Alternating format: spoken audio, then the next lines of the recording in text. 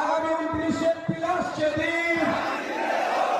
তেলেঙ্গানার মানুষকে বলে দিন, চৌরাশির মানুষকে বলে দিন, মাপুরেদের বলে দিন, কৃষকদের বলে দিন, শ্রমিকদের বলে দিন, দিকে দিকে বলে দিন,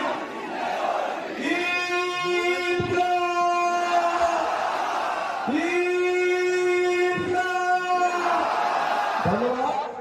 আবারও বলছি, এখানে যে 1030 মানুষ উপস্থিত হয়েছে